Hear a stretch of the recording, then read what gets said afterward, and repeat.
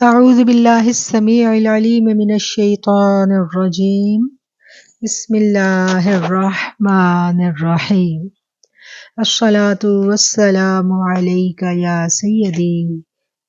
سيدي يا رسول الله وسلم عليك يا حبيب الله رب اشرح لي صدري ويسر لي أمري واحلل عقدة من لساني يفقه قولي ربي زدني علما ربی زدنی علما ربی زدنی علما۔ سورہ مومنون سے 18ویں پارے کا آغاز ہوتا ہے۔ اس پارے میں ہم 2 صورتیں مکمل طور پر ہم نے پڑھی، سورہ مومنون اور سورہ نور۔ تو سورہ مومنون مکی صورت ہے اور اس کے آغاز میں ان لوگوں کی صفات بیان کی گئی ہیں جو بامراد ہو گئے۔ قد افلح المؤمنون، بے شک وہ بامراد ہو گئے جو ایمان لے کے آئے۔ کون سے ایمان والے؟ آگے ان کی صفات بتائی گئی ہیں۔ سب سے پہلی صفت جو ایمان والے بامراد ایمان والے کی بتائی گئی ہے وہ کیا ہے؟ صلاتہم خاشعون، وہ اپنی نمازوں میں عجز و انکسار اختیار کرتے ہیں۔ خشیت والی نمازیں، اللہ سے ملاقات والی نمازیں، حضوری والی نمازیں۔ اور نماز میں خشوع و خضوع کا مطلب جو ہے وہ ہم بہت دفعہ پہلے بھی ڈسکس کر چکے ہیں، اور ہم سب جان چکے ہیں کہ نماز میں خشوع و خضوع کیا ہوتا ہے۔ اگر ہمیں مختصر ترین الفاظ میں یہ بات سمجھنی پڑے تو ہم یہ اقوال جو ہے وہ مولا علی کا قول ہے کہ جب میں نماز پڑھتا ہوں تو ایسے ہے کہ گویا میں اپنے رب سے باتیں کر رہا ہوتا ہوں۔ اور جو شخص اس کیفیت تک نہیں پہنچ سکتا کہ میں اپنے رب سے بات کر رہا ہوں، کیونکہ اس کو اگر عربی اس طرح سے سمجھ نہیں آ رہی اور وہ زبان سے نماز ادا کر رہا ہے تو اس کے لیے پھر یہ کیفیت جو ہے نا یہ لانی مشکل ہو جاتی ہے، کیونکہ اس کو اپنے الفاظ کا نہیں پتہ، اس کے معنی و مفہوم کا نہیں پتہ۔ تو اس کے لیے پھر کیا ہے کہ وہ یہ سوچے، یہ دل میں خیال کرے کہ میرا رب مجھے دیکھ رہا ہے، اور جو میں تلاوت کر رہا ہوں یہ تلاوت میرا رب سن رہا ہے، کیونکہ نماز ایک مراقبہ ہے، نماز ایک معراج ہے، اور نماز ایک خاص اللہ تعالیٰ کے ساتھ کمیونیکیشن کا ٹائم ہے۔ اللہ تعالیٰ نے مسلمانوں کو یہ تحفہ دیا معراج کی شب، معراج جو اعزاز ہے اس امت کا۔ ہمارے آقا علیہ الصلوۃ والسلام اپنے بدن کے ساتھ، اپنی روح کے ساتھ آسمانوں پر گئے، بہت بڑا معجزہ، اور اس بہت بڑے معجزے میں جو تحائف ملے ان میں سے ایک تحفہ نماز کا تحفہ تھا، اور نماز کو میرے آقا نے اکھیوں کی ٹھنڈک کہا۔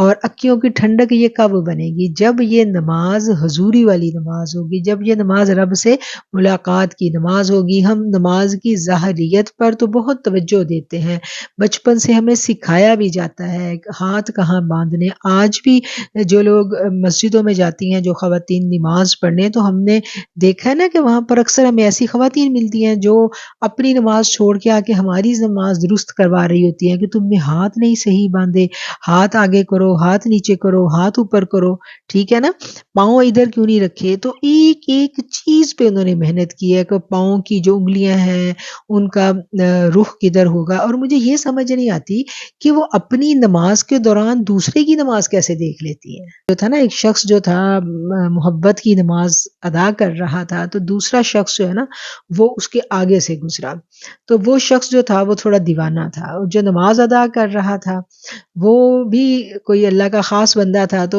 وہ جب نماز اس نے سلام پھیرا تو اس نے جا کے اس دیوانے کو پکڑا اور اس نے کہا کہ تمہیں شرم نہیں آتی؟ میں اللہ کی نماز پڑھ رہا ہوں، میں اللہ کے حضور کھڑا ہوں، اللہ نے منع کیا ہے نماز کہ آگے نہیں گزرنا۔ آپ دیکھیں ہم نے کبھی اس پوائنٹ پہ نہیں سوچا کہ اللہ تعالیٰ نے نمازی کے آگے سے گزرنے سے کیوں منع کیا ہے۔ یہ بھی ایک سوچنے کی بات ہے، کیوں منع کیا گیا؟ ایک شخص نماز کے لیے کھڑا ہے تو اس کے آگے سے کوئی گزر نہیں سکتا، اور حدیث کے اتنے سخت الفاظ ہیں کہ اگر تمہیں پتہ چل جائے تو کتنا یہ اللہ کے لیے ناپسندیدہ کام ہے تو تم وہاں ساری عمر کھڑے رہو، اتنا ناپسندیدہ کام ہے یہ۔ تو کیوں؟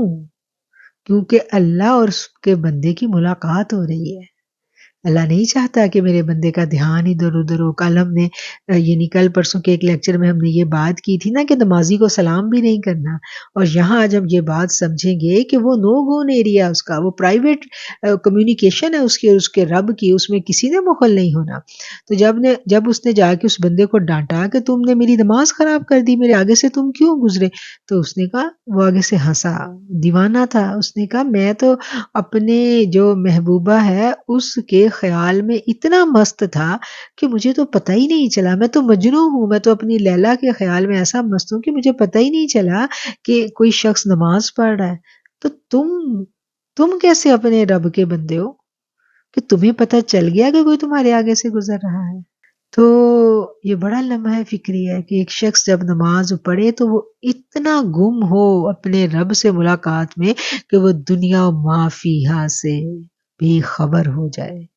اصل نماز تو یہ ہے. اور ایسی ہی نمازوں کا یہاں ذکر کیا گیا، قد افلح المؤمنون الذین هم فی صلاتهم خاشعون. قد کہہ کے اس بات کی اہمیت کو بڑھا دیا جاتا ہے. قد کا مطلب ہے بے شک، اس میں کوئی شک نہیں ہے کہ مومن جو ہے، ایمان والے جو ہیں، وہ بامراد ہو گئے، اپنی جو مراد ہے وہ پا گئے. کون سے مومن اپنی مراد کو پا گئے؟ جو کہ اپنی نمازوں میں عجز و انکسار اختیار کرتے ہیں اور جو ہر بیہودہ امر سے منہ پھیرے ہوئے ہیں. ہر بیہودہ امر سے منہ پھیرے ہوئے ہیں. ہم یہ آیت رکھیں گے اور اپنی زندگی کا انالیسس کرنے بیٹھ جائیں گے. والذین هم عن اللغو معرضون، اور وہ جو ہر بیہودہ امر سے اعراض برتتے ہیں، منہ پھیر لیتے ہیں. اب مجھے بتائیں کہ بیہودہ امر کون کون سے ہیں؟ ہم ایک لسٹ بنانے بیٹھے ہیں. اللہ اکبر، تو اس میں کیا کچھ آ جاتا ہے؟ سب سے پہلے تو یہ جو ہمارے ہاتھوں میں یہ جو ڈیوائس ہے یہی آ جاتی ہے. اس میں کتنی بیہودہ چیزیں موجود ہیں، کتنی بیہودہ چیزیں ہیں اس میں. اور ہماری آنکھوں کے آگے آتی ہیں تو ہم مست ہو جاتے ہیں، بھول جاتے ہیں، ایسے جیسے کسی نے ہم پہ ہپناٹزم کر دیا ہے. یہ تو ایک میں مثال دے رہی ہوں. ہم غور کریں تو ہم سب اپنی بیہودہ چیزوں کی لسٹ جو ہے نا بخوبی جانتے ہیں اور ان میں دلچسپی نہیں لینی. کسی ایسے بندے کی بات ہو رہی ہے جس سے ہمارا کوئی تعلق نہیں ہے، ہم اس کی برائیاں سننے میں کتنا شوق رکھتے ہیں، دوسروں کی ٹوہ لگانا، دوسروں کی برائیوں کو سننا، اور کتنی فضول چیزیں ہیں، فضول چیزیں. ہم نے کوئی کپڑے نہیں لینے، کوئی ڈریس کا ہمارا ارادہ ہی نہیں ہے کہ ہم کو اپنے ڈریسز تیار کروائیں، لیکن ہم کیا کریں گے؟ کہیں پر کپڑوں کی باتیں ہو رہی ہیں، ہم دلچسپی لیں گے ادھر بیٹھ کے، اچھا کون سا فیشن چل رہا ہے، کیسی ڈیزائننگ، تم نے کیا کیا، تم نے کیا کیا. بھئی ابھی میرا پلان ہی نہیں ہے تو مجھے کیا ضرورت ہے ان باتوں میں دلچسپی لینے کی. تو یہ ایک لمبی لسٹ ہے جس کو ہم نے تیار کر کے پھر اس کو آہستہ آہستہ چھوڑنا ہے. تو یہ ایک کرنے کے کاموں میں سے کام ہے کہ ہم دیکھیں کہ ہماری زندگی میں کون کون سی بیہودہ باتیں ہیں. اور بیہودہ بات کا کیا مطلب ہے؟ ایسی بات جس کا کوئی فائدہ نہیں ہے. اس سے مراد صرف کوئی بہت غلط چیز نہیں ہے، بہت یعنی فضول چیزیں جس کے اوپر ہمارا ٹائم ضائع، ہمارا ایمان خراب، ہماری ایمان کی حلاوت ختم، ہماری نمازوں کی لذت ختم. اب دیکھیں جب ہم عمرے پہ گئے ہوتے ہیں، حرم شریف میں ہوتے ہیں، تو نمازوں کی لذت ہی اور ہوتی ہے، اور رمضان المبارک میں بھی یہی ہے. اور ادھر سے رمضان گزرا نہیں تو ہماری کیسی ٹکروں والی بھاگم بھاگ والی نمازیں، بس فرض ادا ہو گیا.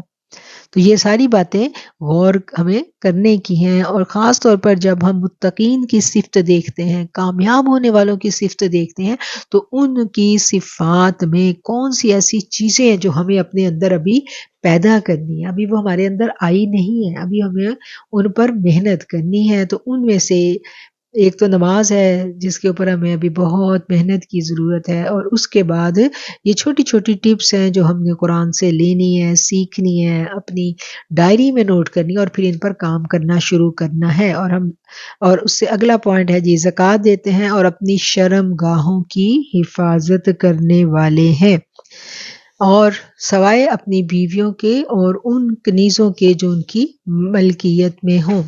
والذین هم لاماناتہم وعہدہم راعون، اور بامراد ہیں وہ مومن جو امانتوں کی حفاظت کرتے ہیں اور اپنے وعدوں کی پاسداری کرتے ہیں۔ قیامت کی نشانیوں میں سے ایک نشانی بتائی تھی آقا علیہ الصلوۃ والسلام نے کہ قیامت کے قریب لوگ امانتوں کو اللہ اکبر مال غنیمت سمجھیں گے، اور آج وہی دور آ گیا ہے۔ امانت بہت بہت بڑا بار ہوتی ہے امانت، اور آج لوگ کیا کرتے ہیں، امانت کو اپنا ہی سمجھتے ہیں کہ بس ٹھیک ہے کوئی نہیں، اب ہماری ہی چیز ہے، کوئی بات نہیں، جیسے مرضی ہم اس کو استعمال کریں، اور ان باتوں پہ ہمیں محتاط رہنے کی ضرورت ہے۔ اس کے بعد آ گیا جی اپنے وعدوں کی پاسداری کرتے ہیں اور اپنی نمازوں کی حفاظت کرتے ہیں۔ پیچھے آیا تھا کہ اپنی نمازوں میں خشیت اختیار کرتے ہیں، اور پہلی نمبر آیت میں آیا تھا، اور یہ 9ویں آیت ہے، اس میں آ گیا نمازوں کی حفاظت کرنا۔ اب یہ دو باتیں ہیں، ایک تو خشیت بھی ہونی چاہیے اور دوسرا اس کی حفاظت بھی ہونی چاہیے۔ اب حفاظت جو ہے یہ اپنے اندر ایک وسیع مفہوم رکھتی ہے۔ ایک تو حفاظت یہ ہے کہ نماز کو وقت کی پابندی کے ساتھ پڑھنا، ایک تو یہ حفاظت ہے کہ جیسے جب ٹائم ہو گیا تو فوری اٹھ کے ہم اپنا فرض ادا کریں، اور دوسرا اس کی حفاظت یہ ہے کہ اس کے اندر جو بھی ہم تلاوت کریں وہ بھی ایک امانت ہے۔ دیکھیں جب کوئی شخص اسلام کو قبول کرتا ہے نا، وہ کہتا ہے مجھے عربی نہیں آتی، اور اس کو یہ نہیں کہا جاتا اچھا چلو تم اپنی زبان میں نماز پڑھ لینا، کوئی اس کو کہتا ہے؟ کتنے لوگ تھے جنہوں نے اسلام قبول کیا، اور اسلام قبول کرنے کے اگلے لمحے اگر نماز کا ٹائم ہو گیا ہے تو اس کو نماز ادا کرنی ہے، فرض ہو گئی اس پہ نماز۔ اب یہ نہیں کہا گیا کہ اچھا چلو جتنا عرصہ تمہیں عربی نہیں آتی نا تو تم اپنی زبان میں فارسی میں پڑھ لو نماز، یا اپنی رومن زبان میں پڑھ لو، ایسے نہیں کہا گیا، نماز عربی میں ہی ہوگی۔ جب نماز عربی میں ہوگی تو عربی جتنی نماز میں ہے ایٹ لیسٹ اتنی ہمیں آنی چاہیے، پوری نماز ہمیں ترجمے کے ساتھ آنی چاہیے، اور جتنی صورتیں ہم نماز میں تلاوت کرتے ہیں، جتنا قرآن ہم نماز میں تلاوت کرتے ہیں اتنی صورتوں کو بھی ہم نے ترجمے اور تفسیر کے ساتھ پڑھنا ہے، ان صورتوں کو بھی ہم نے سیکھنا ہے، تاکہ جب ہم نماز کے لیے کھڑے ہوں تو ہمیں پتہ چلے کہ ہم اپنے رب کے ساتھ کیا باتیں کر رہے ہیں، یہ کون سی کمیونیکیشن ہے جو ہو رہی ہے، اور اللہ نے یہ باتیں ہمارے ساتھ کی ہیں قرآن میں۔ وہ ہے نا کہ جب اللہ تعالیٰ، میں یہ چاہتا ہوں کہ اللہ مجھ سے بات کرے تو میں قرآن پڑھتا ہوں، اور جب میں یہ چاہتا ہوں کہ میں اللہ سے باتیں کروں تو میں نماز پڑھتا ہوں۔ کیوں؟ قرآن سے باتیں سیکھ لی نا ہم نے، قرآن ہمیں دعائیں بھی سکھاتا ہے، کتنی پیاری پیاری دعائیں ہیں جو قرآن نے ہمیں سکھائی ہیں۔ ابھی ہم 18ویں پارے پہ آ گئے ہیں، اور ایک سپارہ بھی ایسا نہیں ہے جس میں کوئی دعا ہمیں نہ سکھائی گئی ہو، تو یہ قرآن نے سکھائی ہے نا دعائیں۔ تو اپنی جو پرابلم چل رہی ہے، بجائے اس کے کہ ہم ادھر ادھر کوئی من گھڑت قسم کی اس میں پڑھیں چلوں میں وظیفوں میں، تو ہم قرآن کے وظیفے پکڑیں، قرآن کی آیتوں سے مدد لیں، اور قرآن جب سیکھا ہوگا تو پھر آپ دیکھیں خوش ہوں گے تو کون سی آیت تلاوت ہوگی، غمگین ہوں گے تو کون سی صورت کو ہم پڑھیں گے، یہ پھر ہمیں سمجھ آنے لگ جاتی ہے۔ تو پھر جب ہم غم میں وہ صورتیں پڑھتے ہیں، اور اگر ہمیں خدا نہ خواستہ یہ شک ہے کہ آج کل ہمارے اوپر کوئی نظر بد چل رہی ہے تو ہم وہ والی آیات تلاوت کریں۔ پھر ہمیں جب یہ شک ہے کہ ہمارے آج کل نداولھا بینا، کہ ہم دنوں کو پھیر دیتے ہیں، جب سختی کے ایام آئے ہوئے تو ہم ڈھونڈ کے وہ آیت لے کے آئیں گے اور اس کو تلاوت کریں گے، اور جب جی چاہے گا رب سے اپنا غم سنانے کو تو پھر ہمیں بڑی ایسی پیاری پیاری آیتیں مل جائیں گی۔ تو یہ اسی صورت میں ہوگا جب ہم قرآن سیکھ چکے ہوں گے، قرآن کی ایٹ لیسٹ اتنی صورتیں جو ہم نے تلاوت کرنی ہے۔ بہت ساری، جیسے ابھی ہم دورہ قرآن کر رہے ہیں تو بہت سارے مقامات پر ایسی آیات آئی ہوں گی جو کسی نہ کسی بہن کو لگا ہوگا کہ یہ تو میرے دل کی آواز ہے، تو آپ ان آیتوں کو پکڑیں، ان کو آپ منتخب کر لیں کہ میں نے ان آیتوں کو زبانی یاد کرنا ہے، اور پھر میں نے ان آیتوں کو اپنی نمازوں میں بھی پڑھا کرنا ہے، کہ یہ آیتیں مجھے بڑی پیاری لگی ہیں۔ جیسے وہ آیت ہے نا لقد جاءکم، سورہ توبہ کی آخری 2 آیتیں جو ہیں وہ ہمیں کتنی پیاری ہیں، ہم سب مسلمانوں کو وہ آیتیں بڑی پیاری ہیں، تو ہمیں وہ جو آیتیں ہیں وہ بھی کبھی کبھی نماز میں پڑھتے رہنا چاہیے۔ تو نمازوں کی حفاظت یہ ہے کہ ایک تو ظاہری طور پر اس کی حفاظت اور باطنی طور پر بھی اس کی حفاظت۔ باطنی حفاظت میں ایک تو اس کے جو الفاظ ہیں ان کا فہم آ گیا، اور اس کے بعد اللہ تعالیٰ ہمیں ہمت دے، توفیق دے کہ ہم اپنے رکوع اور سجود کو مکمل طور پر ادا کریں، نہ کہ بالکل بھاگ دوڑ والے، اس میں نہ کوئی خیانت ہو۔ پھر وضو کے اندر جو ہے نا کوئی خیانت نہیں ہونی چاہیے، وضو کو پورے صحیح طور پر ادا کیا جائے۔ تو یہ ساری کی ساری باتیں نماز کی حفاظت کے باب میں آ جاتی ہیں۔ اور پھر آگے بڑی پیاری خوشخبری آ گئی، اتنی ساری محنتیں کرنے کے بعد پھر اللہ کہتا ہے یہی لوگ ہیں جو جنتوں کے وارث ہیں، اور پھر وہ ان جنتوں میں ہمیشہ رہیں گے۔ اب آگے ہے جی 13 نمبر آیت، اور 13 نمبر آیت سے اللہ تعالیٰ نے انسان کی تخلیق کے بارے میں بتایا ہے کہ کس طرح اللہ تعالیٰ نے انسان کو پانی کی ایک بوند سے پیدا کیا۔ اور پیچھے بھی ہم نے پڑھا تھا نا کہ اللہ تعالیٰ نے ہر چیز پانی سے پیدا کی، اور انسان بھی پانی کی ایک بوند سے پیدا کیا گیا، اور پھر ہم نے بنا دیا اس کو نطفہ، ایک خون کا لوتھڑا، پھر ہم نے بنایا اس لوتھڑے کو گوشت کی بوٹی، پھر ہم نے پیدا کر دی اس بوٹی سے ہڈیاں، اور پھر ہم نے پہنا دیا ان ہڈیوں کو گوشت، پھر اس میں روح پھونک دی، ہم نے اسے مخلوق بنایا۔ بس بڑا بابرکت ہے اللہ جو سب سے بہتر بنانے والا ہے، فتبارک اللہ، برکت والا ہے، احسن الخالقین، جو بہترین تخلیق کار ہے، بہترین بنانے والا ہے۔ تو یہ ہے جی انسان کی تخلیق کے مختلف مراحل۔ انسان پیدا ہوتا ہے ماں کے پیٹ میں، اور جو ہی وہ حمل ٹھہرتا ہے وہ اس کی گروتھ شروع ہو جاتی ہے، تو اس کی گروتھ شروع ہوتی ہے تو وہ ایک زندہ چیز ہے، لیکن ابھی اس میں روح نہیں پھونکی گئی۔ پھر وہ جو آگے اس میں ایک روح بھی پھونک دی جاتی ہے، اور روح کی بھی اقسام ہے، پھر یہ آگے چیپٹر لمبا ہو جائے گا انشاءاللہ، کبھی زندگی میں موقع دیا تو روح کی اقسام بھی ہم پڑھیں گے کہ جو ماں کے پیٹ کے اندر روح ہے وہ کون سی ہے۔ اگر وہ یہی روح ہے تو پھر یہ روح تو جب کسی بدن کو ٹچ کر کے چلی جاتی ہے تو اس بدن کو تو پھر ہم ایسے مٹی کے حوالے نہیں کرتے، اس بدن کا تو پھر بڑا اہتمام کیا جاتا ہے، مٹی کے حوالے کرنے سے پہلے اس کو سامنے رکھ کے نماز جنازہ ادا کی جاتی ہے۔ لیکن جو بچہ دنیا میں آنے سے پہلے ماں کے پیٹ کے اندر فوت ہو جاتا ہے اس کی تو نماز جنازہ نہیں پڑھی جاتی۔ تو مفسرین جو ہیں وہ لکھتے ہیں کہ وہ روح جو ہے وہ اس میں اور یہ جو روح ہے اس میں فرق ہے۔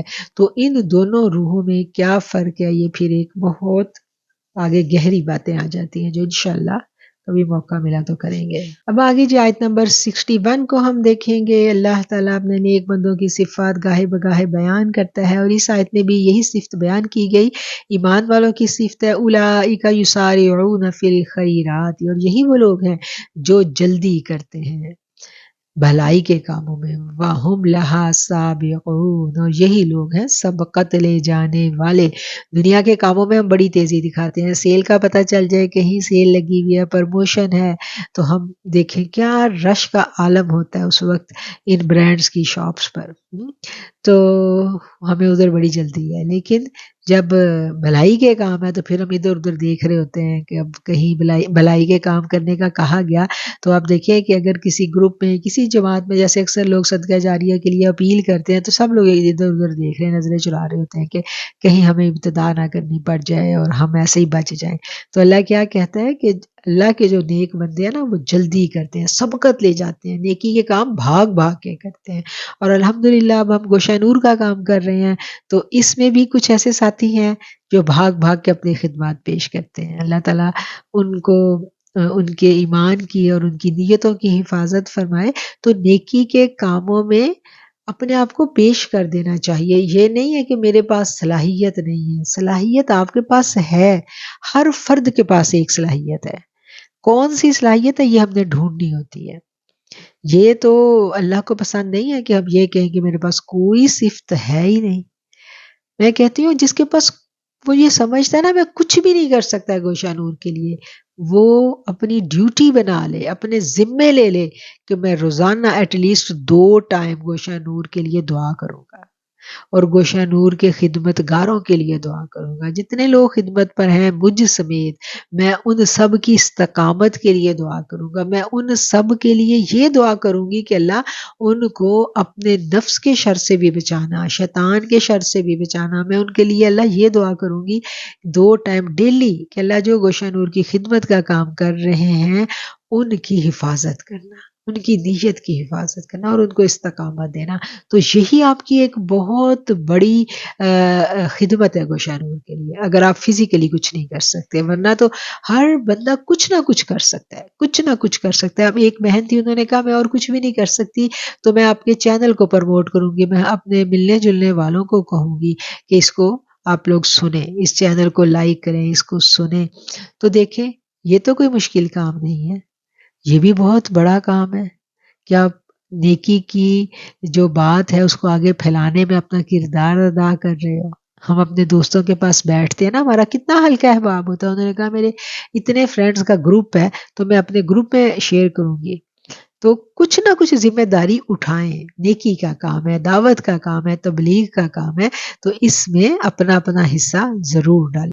آگے جی 71 نمبر آیت، اور پیروی کرتا ہے حق، اور اگر پیروی کرتا حق ان کی خواہشات نفس کی تو درہم برہم ہو جاتے آسمان اور زمین کے انتظامات اور جو کچھ اس میں ہے، بلکہ ہم ان کے پاس لے آئے ان کی نصیحت تو وہ اپنی نصیحت سے روگردانی کرنے والے ہیں۔ اب یہ بڑی امپورٹنٹ آیت ہے کہ ہم کہتے ہیں کہ ہماری ساری خواہشیں پوری ہو جائیں، ہم دعا مانگیں تو ہماری ساری دعائیں قبول ہو جائیں، تو اللہ کہتا ہے کہ اگر ہر تمہاری خواہش جو ہے نا، ہر خواہش جو تمہارے نفس میں اٹھی ہے وہ پوری ہونی شروع ہو جائے تو یہ سارا سسٹم ہی درہم برہم ہو جائے۔ یہ پوری کائنات کا سسٹم ایک نظام کے تحت اللہ تعالیٰ چلا رہا ہے، یہ پورے معاملات ایک سسٹم کے تحت چل رہے ہیں۔ تو اب ہم جو انسان ہیں، جب بھی ہماری زندگی میں کسی چیز کی کمی اور تنگی ہوتی ہے، ہم اس کے لیے بہت زیادہ دعائیں مانگتے ہیں کہ ہمیں وہ کیوں نہیں ملتی، ہم تنگ پڑنے لگتے ہیں، اس میں اللہ کی کوئی نہ کوئی مصلحت ہوتی ہے۔ جیسے وہ ایک خاتون تھی تو ان کو رزق کی تنگی تھی، تو وہ بہت مطلب اس کے لیے نا وہ تڑپتی تھی، بڑے وظائف کرتی تھی روزگار کے لیے، ان کا گزارا تو ہوتا تھا لیکن جیسا رزق انہیں چاہیے تھا، جتنا مال وہ چاہتی تھی ان کو وہ نہیں ملتا تھا۔ تو ایک دفعہ وہ کسی بزرگ کے پاس گئی، اللہ کے بہت نیک بندے تھے، تو اس نے سنا تھا کہ وہ ان کی دعائیں بڑی قبول ہوتی ہیں، تو وہ گئی ان کے پاس اور دعا کروانے کے لیے نا کہ اللہ آپ میرے لیے دعا کر دیں کہ میرا رزق جو ہے نا یہ کھل جائے۔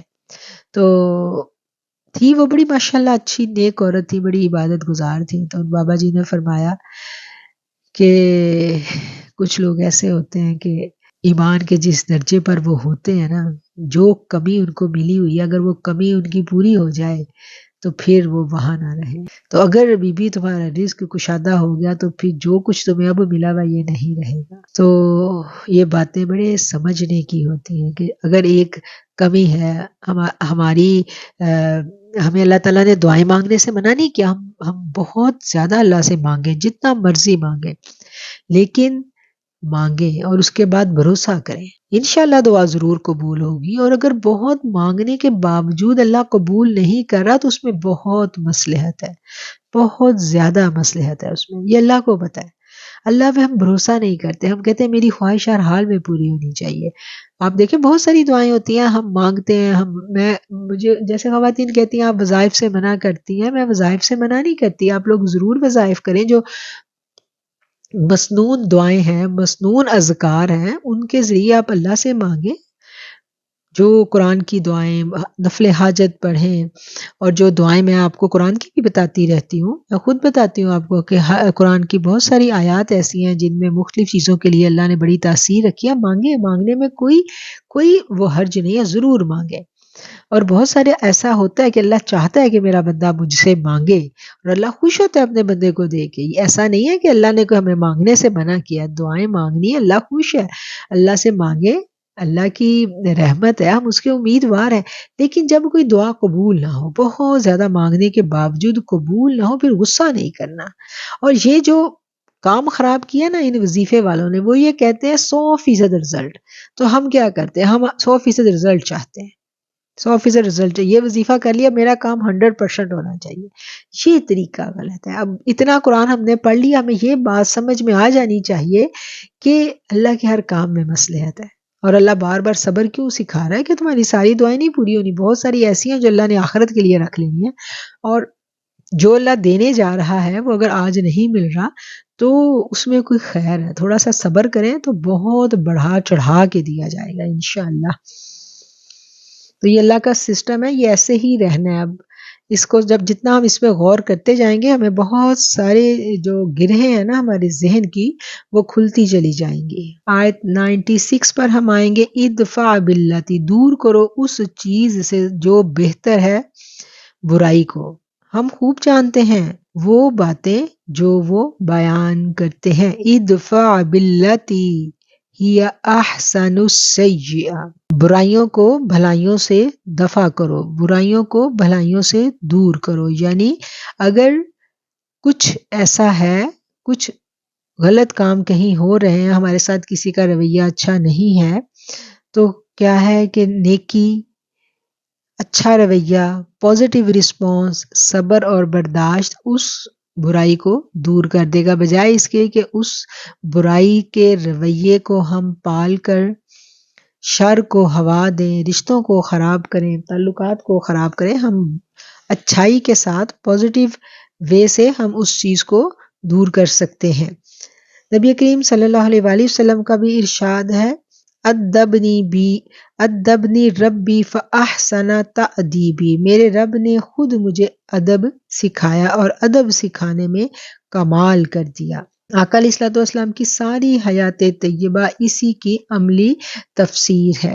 نحن اعلم، اور ہم جانتے ہیں وہ باتیں جو وہ بیان کرتے ہیں۔ وقل ربی اعوذ بک من ہمزات الشیاطین واعوذ بک ربی ان یحضرون، یہ آیات بھی ہیں اور یہ دعائیں بھی ہیں، اور یہ وہ دعائیں ہیں جو شیاطین سے پناہ مانگنے کی ہمیں قرآن سکھاتا ہے۔ اور کہہ دیجئے کہ اے میرے رب، میں پناہ طلب کرتا ہوں تیری شیاطین کے وسوسوں سے، من ہمزات الشیاطین، شیطان کے وسوسوں سے، اور میں پناہ طلب کرتا ہوں اس سے جو میرے پاس ہے۔ اس سے کیا مراد ہے کہ جو ہمارے ساتھ ایک ہمزاد بھی لگا ہوا ہے، اور اس ہمزاد کا کیا کام ہے، وہ ہمزاد جو ہے وہ ایک شیطان جن ہے جو ہمارے ساتھ ہی پیدا ہوتا ہے، اور اس کا کیا کام ہے کہ وہ ہر وقت ہمیں برائی پر اکساتا ہے، اور پھر کیا کرتا ہے، وسوسے ڈالتا ہے۔ اور اس بات کو سن کر پریشان نہیں ہونا، جب ہمارے ساتھ ایک شیطان جن لگا ہوا ہے تو ایک اللہ تعالیٰ نے ہماری حفاظت کا بھی انتظام کیا ہوتا ہے، ایک فرشتہ بھی رحمان کا ہمارے ساتھ ہوتا ہے جو ہماری حفاظت میں رہتا ہے، اور وہ فرشتہ کب جاتا ہے، جب ہمارے ایمان کا لیول جو ہے نیچے آ جاتا ہے، جب ہم جھوٹ بولتے ہیں تو اس حفاظت کے فرشتے کو ہم سے اتنی بدبو آتی ہے، اتنی بدبو آتی ہے کہ وہ جمپ لگا کے ہم سے کتنا دور چلا جاتا ہے۔ جب ہم گناہ اور برائی کے کام کرتے ہیں، اللہ کے ذکر سے پہلو تہی کرتے ہیں، تو پھر بھی وہ جو حفاظت کا فرشتہ، جو اللہ کا حفاظتی نظام ہمارے ساتھ اللہ نے لگایا ہوا ایک سسٹم، وہ ہم سے دور ہو جاتا ہے، اور پھر اس کا نتیجہ کیا نکلتا ہے کہ وہ جو ہمارے ساتھ شیطان مسلط ہوا ہوتا ہے نا، شیطان جو ہمارے ساتھ لگا ہوا ہے، وہ ہمارے اوپر مسلط کر دیا جاتا ہے۔ ایک مومن جو ہے، اس کے اوپر یہ جو شیطان جن ہوتا ہے نا، جس کو ہم ذات کہتے ہیں، وہ اس کے اوپر اوور کم نہیں کر سکتا، قابو نہیں پا سکتا۔ مومن کے اوپر اس کا کوئی قابو نہیں، اگر وہ تنگ بھی کرتا ہے تو جن لوگوں کو کوئی اگر بہت زیادہ وسوسوں کی یا اس طرح کی برانگیختہ ہونے کی، برانگیختہ ہونا مطلب انگزائٹی کی پرابلم ہے، تو وہ یہ والی جو دعائیں ہیں نا، یہ ہر نماز کے بعد اپنی روٹین بنا لیں، تو انشاءاللہ چند دنوں میں آپ دیکھیے گا کہ ایک دم آپ کا جو پورا وجود ہے اس کے اندر کیسا سکون آ جاتا ہے۔ اس میں اللہ تعالیٰ نے ہمیں پناہ مانگنی سکھائی ہے شیاطین کے وسوسوں سے، اور جو ہمارے ساتھ شیاطین لگے ہوئے ہیں ان سے۔ حتی اذا جاء احدہم الموت، یہاں تک کہ جب ان میں سے کسی کے پاس موت آ جاتی ہے تو وہ حسرت کے ساتھ کہے گا کہ اے میرے مالک مجھے دنیا میں واپس بھیج دے، شاید میں اچھے کام کروں اس دنیا میں دوبارہ جا کر۔ اچھا آگے ہے جی، زانی شادی نہیں کرتا مگر زانیہ کے ساتھ، یا مشرکہ کے ساتھ، اور زانیہ نکاح نہیں کرتا اس کے ساتھ مگر زانی یا مشرک، اور حرام کر دیا گیا یہ اہل ایمان پر۔ اور اس سے اگلی 4 نمبر آیت ہے، وہ بھی بڑی امپورٹنٹ آیت ہے، اور جو لوگ تہمت لگاتے ہیں پاک دامن عورتوں پر اور پھر وہ پیش نہ کر سکے 4 گواہ، تو لگاؤ ان کو 80 کوڑے، اور نہ قبول کرنا ان کی گواہی ہمیشہ کے لیے، اور وہی لوگ فاسق ہیں۔ یہ اتنی خوبصورت آیت ہے، میں کہتی ہوں کہ اللہ تعالیٰ نے ایمان والی عورتوں کی عزت ہمیشہ کے لیے محفوظ کر دی، ہمیشہ کے لیے محفوظ کر دی، کہ کوئی مرد کسی عورت پر، کوئی مرد کیا کوئی بھی فرد کسی مسلمان عورت پر زنا کی تہمت نہیں لگا سکتا۔ اگر وہ لگائے تو اس کو 4 گواہ پیش کرنے پڑیں گے۔ آپ دیکھیں قتل کے لیے 2 گواہ ہیں، اور اس عورت کی عزت کی کیسی حفاظت کی گئی کہ کوئی اس پہ جھوٹا الزام نہ لگا دے، تو اس کے لیے 4 گواہ وہ پیش کرے گا۔ اور پھر اگر وہ جھوٹے ہوں تو پھر ان کو سزا ہے، وہ اب انہوں نے الزام تو لگا دیا، اب وہ اس الزام کو ثابت نہیں کر سکے تو اس کے لیے پھر ان کو 80 درے، 80 کوڑے لگائے جائیں گے، کہ آئندہ کوئی ایسی جرت نہ کر سکے کہ کسی پاک دامن عورت پر الزام لگا سکے۔ اور جو خامند تہمت لگاتے ہیں اپنی بیویوں پر اور نہ ہو ان کے پاس کوئی گواہ بجز اپنے، تو اس کی شہادت کا یہ طریقہ ہے، یعنی اگر کوئی مرد جو ہے، کوئی شوہر جو ہے، اس کو اپنی بیوی پر شک ہے کہ اس کی بیوی اس گناہ میں ملوث ہے، تو وہ کیا کرے گا؟ وہ شوہر ہے، وہ کہاں سے گواہ لے کے آئے گا؟ تو اس کے لیے پھر جو قرآن نے طریقہ بتایا ہے وہ یہ ہے کہ وہ خامند 4 مرتبہ گواہی دے کہ باخدا یہ تہمت لگانے میں سچا ہوں، یعنی 4 دفعہ وہ یہ قسم اٹھا کر کہے گا کہ میں جو اس پر الزام لگا رہا ہوں یہ بالکل میں سچ لگا رہا ہوں، اور 5ویں بار یہ کہے گا کہ اللہ کی پھٹکار ہو اگر میں جھوٹ بولوں، اور ٹل سکتی ہے اس عورت سے وہ حد اگر وہ گواہی دے دے 4 مرتبہ کہ میں اللہ کی قسم کھا کر کہتی ہوں کہ میرا خاوند جھوٹا ہے، اور 5ویں مرتبہ کہے خدا کا غضب ہو اس پر اگر وہ سچا ہو، اور اگر اللہ تعالیٰ کا فضل اور اس کی رحمت تم لوگوں پر نہ ہوتی تو تم لوگ بڑی الجھنوں میں پڑ جاتے، اور بے شک اللہ بہت توبہ کو قبول کرنے والا اور حکمت والا ہے۔ بہت اسلام نے، میں کہتی ہوں، یہ خوبصورت قانون بنا کر ہر عورت اور مرد کی عزت کو محفوظ کر دیا، کوئی کسی پر الزام لگانے کی جرت نہیں کر سکتا، اور 4 گواہ پھر پیش کرنے، 4 گواہ نہیں تو 4 دفعہ حلف اٹھانا، 4 دفعہ یہ قسم اٹھانی کہ میں جو کہہ رہا ہوں سچ کہہ رہا ہوں، اور اگر وہ مرد جھوٹی قسم خدا نخواستہ اٹھا بھی لیتا ہے، یا وہ عورت کہتی ہے کہ یہ جھوٹ بول رہا ہے، تو اس عورت نے آگے کیا کرنا ہے؟ اس عورت نے پھر قاضی کے آگے پیش ہو کے 4 دفعہ یہی قسم دہرانی ہے۔ اب یہ اتنے سخت قوانین ہیں، اس کے باوجود ہماری اماں عائشہ صدیقہ، سچے سیدنا صدیق اکبر کی سچی بیٹی، آقا علیہ الصلوۃ والسلام کی محبوب ترین بیوی، ان پر بھی تہمت لگ گئی۔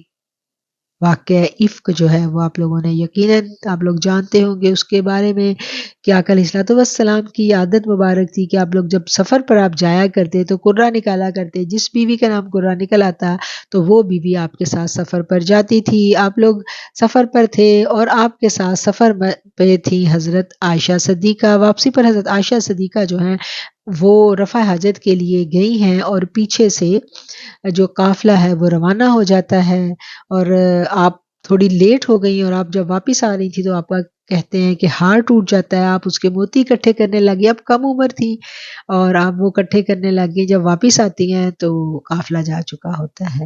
اور اس زمانے میں اونٹوں کے اوپر کجاوے ہوتے تھے اور کجاووں کو پردے لگے ہوتے تھے اور وہ کجاووں میں عورتیں بیٹھا کرتی تھیں. اور کجاوا اٹھانے والوں نے سوچا کہ شاید اما عائشہ اس کجاوے میں بیٹھ چکی ہیں، تو ان کو بھی پتہ نہیں چلا. بہرحال پھر قصہ مختصر، کوئی صحابی جو تھے وہ پیچھے گئے سامان چیک کرنے. ایک صحابی جایا کرتے تھے کہ قافلے کا کوئی سامان تو نہیں رہ گیا، تو انہوں نے دیکھا کہ اما عائشہ جو ہے وہ چادر اوڑھے لیٹی ہوئی ہیں، کیونکہ اما عائشہ کو پتا تھا کہ اب میں پیچھے رہ گئی ہوں اور مجھے نہیں پتا مجھے کہاں جانا ہے، مجھے یہی انتظار کرنا چاہیے. ان کو امید تھی کہ کوئی نہ کوئی ان کو ڈھونڈتا ہوا واپس آئے گا، تو وہ چادر اوڑھ کر مزے سے لیٹ گئی. وہ صحابی واپس آئے، انہوں نے ان کو دیکھا اور انہوں نے کہا کہ چلیں. پھر وہ صحابی کے جو ہیں ان کے ہمراہ اپنے قافلے سے جا کر مل جاتی ہیں، اور جب وہ جا کر ملتی ہیں تو اس پر کچھ لوگوں نے آپ پر الزام لگائے اور غلط بات سوچ لی، جس کی مذمت یہاں پھر کی گئی. اللہ تعالیٰ نے کہا کہ جس نے یہ الزام لگایا تھا تو باقی مسلمانوں نے جب سنا تو انہوں نے کیوں نہیں کہا، بدگمانی کیوں کی، انہوں نے کیوں نہیں کہا کہ ایسا نہیں ہو سکتا. اب اس واقعے کو دیکھیں، قرآن میں بیان کیا گیا ہے. اس کا کیا مطلب ہے؟ امت کی تربیت، رہتی دنیا تک امت کی تربیت، کہ اگر کوئی شخص جس کے دل میں شر غالب آ جائے اور وہ کسی معاملے میں کوئی غلط بات پھیلائے تو باقی لوگوں کا کیا کام ہے؟ اس کو ادھر ہی چپ کروا دینا. برائیوں کو بھلائیوں سے دفع کرو، یہی وہ بات ہے کہ برائی اگر کہیں پر نکالتی ہے، کہیں سر نکالتی ہے برائی، تو فوراً نیگیٹو کو پازیٹیو کے ساتھ ختم کر دیا جائے، پازیٹیو بات کی جائے اور اس بات کو ادھر ہی ختم کر دیا جائے. اور یہاں بھی ہم نے ترجمے میں آپ سب نے سنا ہے کہ اللہ تعالیٰ نے کہا ہے کہ لوگوں نے کیوں نہیں کہا کہ ایسا نہیں ہے. وہ اس چیز کو ہم بات کر رہے تھے جی واقعہ افک کے بارے میں، اور یہ منافقین کا اٹھایا ہوا ایک طوفان تھا، اور رئیس المنافقین عبداللہ بن ابی جو تھا وہ اس میں پیش تھا. اور جن لوگوں نے اس چیز کو سنا اور ہوا دی ان میں کچھ ایسے لوگ بھی موجود تھے جن کی حضرت سیدنا ابوبکر صدیق مالی طور پر مدد کیا کرتے تھے. اب یہ بھی بڑی امپورٹنٹ ایک ہمارے لیے سبق ہے کہ اسی سیدنا ابوبکر صدیق کی بیٹی ہے جس پر الزام لگا ہے، اور اس الزام کو ہوا دینے والے، پھیلانے والے معاشرے میں جو مسلمان شامل ہیں، ان میں جہاں کچھ منافق ہیں وہاں سیدنا ابوبکر صدیق کے اپنے رشتہ دار بھی ہیں جن کی وہ مالی طور پر مدد کیا کرتے تھے. اور ظاہری بات ہے جب ان کو اس چیز کا پتہ چلا تو ان کو بہت دکھ ہوا، اور انہوں نے کیا کیا کہ انہوں نے ان کی مدد کرنا بند کر دی. اور اس پر پھر اللہ کی آیات آئیں. اب میں ایک آیت یہاں پڑھوں گی تو بہت ٹائم لگ جائے گا. پھر اللہ تعالیٰ نے بہرحال وحی بھیجی اور اللہ نے کہا کہ مدد اللہ کے لیے کی جا رہی ہے تو اس کو نہ روکو. اللہ تعالیٰ نے حضرت سیدنا ابوبکر صدیق کو یہ کہا کہ جو تم نیکی کا کام کر رہے ہو، ان کی مالی اعانت کر رہے ہو، اس کو روکنا نہیں ہے، وہ تم کرتے رہو. تو یہ واقعہ جو ہے یہ طویل واقعہ ہے. اس واقعہ کے بہت سارے پہلو ہیں. جنہوں نے پہلے پڑھا ہے وہ تو ٹھیک ہے، جنہوں نے نہیں پڑھا وہ تفسیر کی کتابوں سے اگر پڑھنا چاہیں تو اس واقعے کے تمام پہلوؤں کو پڑھ سکتے ہیں. اب میں وقت کی کمی کے پیش نظر آگے چلوں گی. حضرت حذیفہ رضی اللہ تعالیٰ عنہ سے مروی ہے، انہوں نے کہا کہ میں نے آقا علیہ الصلوۃ والسلام سے سنا ہے کہ پاک دامن عورت پر بہتان لگانا 100 سال کی نیکیوں کو برباد کر دیتا ہے. 59 نمبر آیت ہے، اس میں بھی ایک اصول بیان کیا گیا ہے کہ اور جب پہنچ جائیں تمہارے بچے حد بلوغت کو تو وہ بھی اذن طلب کریں جس طرح اذن طلب کیا کرتے ہیں وہ لوگ جن کا پہلے ذکر ہوا ہے. یہ بات ہے جی کہ جب پردے کے احکامات آئے تو اللہ تعالیٰ نے آداب معاشرت مکمل طور پر مسلمانوں کو بتلا دیے کہ کون کون سے تمہارے پردے کے اوقات ہیں، اور کسی کے گھر بلا اجازت داخل نہیں ہونا. اور اس زمانے میں تو گھر ہی چھوٹے چھوٹے سے ہوا کرتے تھے کہ کسی کے گھروں میں ایسے داخل نہیں ہونا، جانے سے پہلے اجازت لینی ہے. پہلے وقتوں میں کیا تھا کہ جو بھی چاہتا دوسرے کے گھر چلا جایا کرتا تھا. اب کیا ہے کہ اب باہر سے پہلے اجازت طلب کرو، 3 دفعہ اجازت مانگو، اجازت نہ ملے تو برا منائے بغیر واپس آ جاؤ. یہ اصول بتا دیا گیا. اور یہ بھی کہ آپ اپنے اگر گھر میں بھی اپنے ان رشتوں کی جہاں پوری ڈیٹیل ہے ان کے کمروں میں آپ جاؤ تو جانے سے پہلے اجازت طلب کرو. اور اس کے علاوہ پھر یہاں اس آیت میں بتا دیا کہ بچوں کو بھی یہ عادت ڈالی جائے کہ بچے بھی اپنے پیرنٹس کے روم میں اجازت کے بغیر نہ آئیں.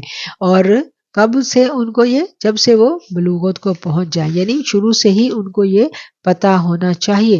اور اس میں تمام جو اصول ہے وہ بتا دیے گئے کہ کتنی حدود ہیں، کن حدود سے ہم نے آگے تجاوز نہیں کرنا. پھر آیت 61 ہے. 61 آیت میں جب گھروں میں ہم نے داخل ہونا ہے تو اس کا ایک اور جو ہمیں بتایا حکم دیا گیا وہ کیا ہے کہ ہم نے سلام کرنا ہے. جب بھی کسی کے گھر میں داخل ہوں یا اپنے گھر میں ہم داخل ہوں تو زور سے السلام علیکم ورحمۃ اللہ ہم کہیں. اور اس کے بارے میں یہ بھی ہے کہ اگر کوئی گھر میں نہیں ہے موجود تو پھر ہم کس کو سلام کریں، تو پھر بھی ہم سلام کریں، پھر ہم آقا علیہ الصلوۃ والسلام پر سلام بھیجتے ہیں. تو گھر میں داخل ہوں سلام کریں، اور گھر میں داخل ہوں درود پاک پڑھیں. اور یہ ہمارے تعلق کو بھی مضبوط کرتا ہے آقا کے ساتھ. اور یہ میں آپ کو ویسے بتا رہی ہوں ادب رسول اور محبت رسول کے تقاضے کے تحت، یہاں نہیں لکھا ہوا، یہ میں آپ کو ویسے بتا رہی ہوں کہ جہاں سلام کرنا ہے یہ ایک عادت پھر بن جاتی ہے نا کہ سلام تو ہم نے کرنا ہی ہے، گھر میں کوئی بھی نہیں ہے پھر بھی ہم نے سلام کرنا ہے. اور پھر ہم نے تصور کیا کرنا ہے کہ ہم آقا کو سلام کر رہے ہیں. تو یہ ایک ٹپ ہے جو میں آپ کو بتا رہی ہوں، جو ہمارے بزرگوں نے ہمیں بتائی، اور یہ آپ کریں، اس سے آپ کو بہت فائدہ ہوگا انشاءاللہ. اور آپ کو پتہ چلے گا کہ تعلق رسول کتنی آبیاری مانگتا ہے. محبت رسول کو پالنا پڑتا ہے، سینچنا پڑتا ہے، ہر چیز میں ادھر نگاہ رکھنی پڑتی ہے. ادھر نگاہ رکھیں گے تو ادھر سے بھی نگاہ ہم پر رہے گی. ٹھیک ہے نا. اب ہے جی آیت نمبر 61 اور 62 نمبر. یہ 61 تو ہم نے پڑھ لی، 62 نمبر ہم آیت کو دیکھیں تو یہ بھی ایک امپورٹنٹ میسیج ہے مسلمانوں کے لیے. جب آقا علیہ الصلوۃ والسلام صحابہ کو بیان دیا کرتے تھے، تعلیم فرمایا کرتے تھے، آقا کی محفل لگی ہوتی تھی تو آقا گفتگو کر رہے ہوتے تھے تو کچھ صحابہ جو ہیں وہاں سے چپکے سے کھسک جاتے تھے اٹھ کے، جو بات میرے رب کو گوارا نہیں تھی. اور میرا رب کیا کہتا ہے؟ میرے رب نے ہر جگہ قرآن میں آپ دیکھیں کیا کہا ہے، اطیعوا اللہ و اطیعوا الرسول، اطاعت کرو اللہ کی اور اطاعت کرو رسول کی. اب اللہ تو ہمیں نظر ہی نہیں آ رہا تو اللہ کی کیسے اطاعت کرنی ہے؟ تو گویا رسول صلی اللہ علیہ وآلہ وسلم کی اطاعت ہی اللہ کی اطاعت ہے. اور یہ بھی نہیں اللہ نے کہیں کہہ دیا کہ رسول کی اطاعت کرو، یہ بھی تو کہا جا سکتا تھا نا کہ رسول کی اطاعت کرو، اپنے آپ کو ساتھ رکھا. تو یہ بات بڑی غور و فکر کی ہے کہ اللہ اور اس کا رسول دونوں ساتھ ساتھ ہیں. اور جب اللہ کا رسول تشریف فرما ہے، اور جب اللہ کا رسول تشریف فرما ہے تو جو وہ باتیں کر رہا ہے وہ اللہ ہی کی باتیں کر رہا ہے. اللہ کہتا ہے نا کہ میرا رسول جو ہے وہ اپنی خواہشات نفس سے کچھ بھی بات نہیں کرتے، وہ جو بھی بولتے ہیں وہ اللہ کے حکم سے بولتے ہیں. اور اس محفل سے اٹھ کے چلا جائے. آقا علیہ الصلوۃ والسلام نے تو کچھ بھی نہیں کہا، کچھ بھی نہیں کہا، آپ نے تو اگنور کیا، لیکن میرے رب کو یہ بات پسند نہیں آئی تو میرے رب نے یہاں پر یہ اصول بنا دیا کہ رسول اللہ صلی اللہ علیہ وآلہ وسلم کی محفل ہے تو اجازت کے بغیر اٹھ کر نہیں جانا، اور جو اجازت لے کے اٹھ کے بھی جائے اس کے لیے بھی کیا ہے، فَإِذَا کا جب یہ تم سے کسی کام کے لیے اجازت مانگے تو ان کو آپ چاہیں تو اجازت دے دیں. آگے الفاظ ہے وَاسْتَغْفِرْ لَهُمُ اللَّهُ، تو ان کے لیے مغفرت طلب کیجئے. پھر اللہ نے کہا ان کے لیے میرے سے بخشش بھی مانگو کہ میں ان سے راضی نہیں ہوں گویا. اس سے یہی بات سمجھ میں آتی ہے نا کہ جو ایسے اٹھ کے جانے والا ہے اللہ پھر اس سے راضی نہیں ہے. تو اس کے لیے ضروری ہے کہ رسول اللہ صلی اللہ علیہ وسلم اس کے لیے بخشش مانگیں. اور اسی طرح یہ جو ادب ہے یہ رہتی دنیا تک قائم رہے گا. اور جہاں آقا علیہ الصلوۃ والسلام کی بات ہو رہی ہو، جہاں نعت شریف پڑھی جا رہی ہو، جہاں آقا علیہ الصلوۃ والسلام کی احادیث بیان کی جا رہی ہو، آقا علیہ الصلوۃ والسلام کا ذکر ہو رہا ہو، تو اس محفل کے بھی بڑے آداب ہیں، بڑے آداب ہیں۔ تو اس محفل کے آداب بھی ہم نے سیکھنے ہیں۔ یہ بڑی امپورٹنٹ بات ہے، کیونکہ بے ادب جو ہوتا ہے نا وہ بے نصیب رہ جاتا ہے، اور جہاں ادب نہیں ہے وہاں حکمت نہیں آتی۔ علم تو شاید آ جائے، حکمت نہیں آئے گی، اور نہ ہی بے ادب کے نفس کا کبھی تزکیہ ہو سکتا ہے۔ یہ جو علم ہے نا، یہ علم ایک کالا ناگ بن جاتا ہے جو ارد گرد والوں کو ڈستا پھرتا ہے۔ اگر ادب رسول سے اس علم کو محفوظ نہ کر لیا جائے۔ علم جو ہے یہ ایک اللہ کی بڑی نعمت ہے، لیکن علم وہی خیر پھیلاتا ہے جو تزکیہ پانے کے بعد حاصل ہو۔ کیونکہ قرآن میں ہم پڑھتے ہیں، جہاں قرآنی آیات کا ذکر ہوا ہے اس کے ساتھ ہی ساتھ کیا ذکر ہوا ہے؟ تو تم پہ قرآن کی آیات پڑھتے ہیں اور کیا کرتے ہیں؟ کتاب و حکمت کی کتاب کی تو تعلیم ہو گئی، جو ظاہری الفاظ ہیں وہ تو ہیں، اس کے ساتھ پھر حکمت، اور اس کے ساتھ پھر کیا؟ پھر تزکیہ۔ تو یہ جب پورا پیکیج ہوگا تو قرآن سمجھ میں آئے گا۔ اس کے بغیر جتنا مرضی قرآن پڑھ لیں، قرآن سمجھ میں نہیں آئے گا۔ قرآن صاحب قرآن سے قلبی تعلق حاصل کیے بغیر قلب کے اندر اتر نہیں سکتا، کبھی بھی نہیں اترتا۔ اسی وقت یہ آپ کے قلوب میں اترے گا، اسی وقت یہ آپ کے سینے کو منور کرے گا، آپ کی عقل کو سلیم کر دے گا۔ عقل سلیم ہم پڑھتے ہیں نا، قرآن میں بھی آتا ہے عقل سلیم کا ذکر۔ عقل سلیم کب ملتی ہے ہمیں؟ خالی علم سے نہیں ملتی۔ تفسیریں تو اتنی موجود ہیں، آج اتنی موجود ہیں، علم پہ تو آپ بحث لے کے بیٹھ جائیں، ایسے ایسے علماء موجود ہیں کہ جن کو انگلیوں کی ٹپس پہ ایک ایک آیت کا پتہ، اتنے نمبر آیت میں یہ بات ہے، فلاں نمبر آیت میں فلاں بات ہے، لیکن ان کی آواز آقا کا نام لیتے ہوئے اگر لڑکھڑاتی نہیں ہے، آقا کا نام آئے تو ان کے چہرے پر گنبد خضرا کی شعاؤں کا عکس ان کے چہرے پر آپ کو نظر نہ آئے، تو پھر سمجھ لیں کہ یہاں کچھ نہیں ہے، یہاں لفظ ہی لفظ ہیں، اور لفظوں کا دھوکہ بڑا خوفناک دھوکہ ہوتا ہے۔ اس دھوکے میں ایک دفعہ انسان الجھ جائے کبھی نکل نہیں سکتا۔ بے ادب کی سزا اس دنیا میں بہت کبھی ہے، بہت بری سزا ملتی ہے بے ادب کو۔ سورہ حجرات میں وہ سزا بتائی گئی ہے کہ ان کو پھر توبہ کی توفیق بھی نہیں رہتی، تمہارے اعمال گر جائیں اور تمہیں خبر بھی نہ ہو، گناہ ہوتے جا رہے ہیں، پتہ ہی نہیں ہے کہ گناہ کر رہا ہوں، توبہ کی توفیق ہی نہیں ہے۔ تو جب قرآن اندر جاتا ہے تو اندر روشنی پیدا ہونا شروع ہو جاتی ہے، اور جب اندر روشنی ہوتی ہے تو اندر کی گندگی، اندر کی کجی، اندر کے عیب واضح دکھائی دینے لگتے ہیں، اور جس کو اپنے اندر عیب دکھائی دے وہ باہر کیا دیکھے گا؟ وہ باہر، اس کو تو باہر کچھ نظر نہیں آئے گا، وہ تو اپنے آپ کو سدھارنے پہ لگا رہے گا۔